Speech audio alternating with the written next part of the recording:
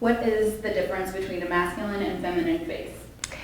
So there are some telltale signs that give away a male face versus a feminine face. And that really has to do, one, with bony structure of the face, two, with the soft tissue and how full you are in different areas of the face, as well as the texture of the skin. And so as far as bony structure goes, male will have a much more prominent brow bone, and so it actually hoods over the eyes, really giving off a shadow.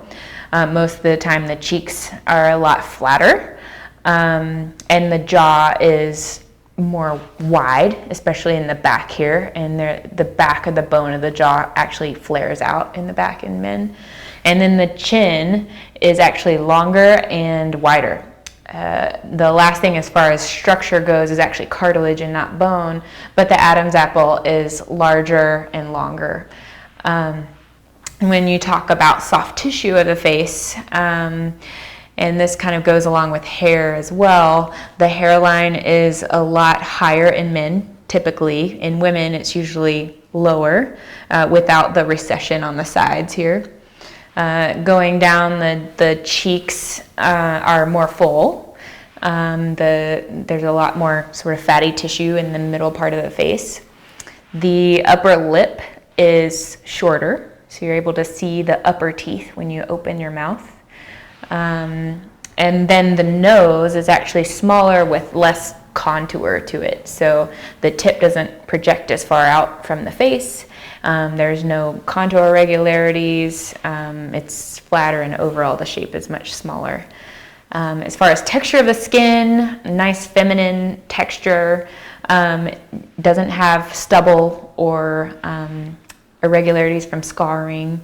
So even a woman that has some acne scarring, that can actually be more masculinizing to the face.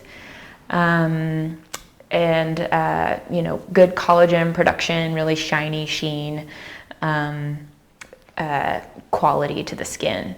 And all of this works to really make the upper face the sort of target of I need to start over on that one. I might have to clip that off. So all of these qualities really highlight the eyes. So what I do in surgery to feminize the face is really making the eyes bigger. So even filling in the cheeks really bounces light into the eyes. Setting back the brow bone opens up the eyes and makes them literally bigger. We want to de-emphasize the lower part of the face and emphasize the upper part of the face.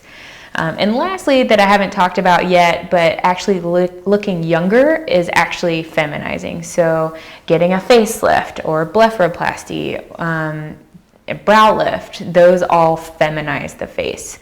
If you've noticed, as we get older, if you see a man and a woman, both who've never had any surgery or skin treatments or anything, they kind of look almost similar. So if you look at two 5-year-olds, a boy and a girl, they actually look a lot more similar.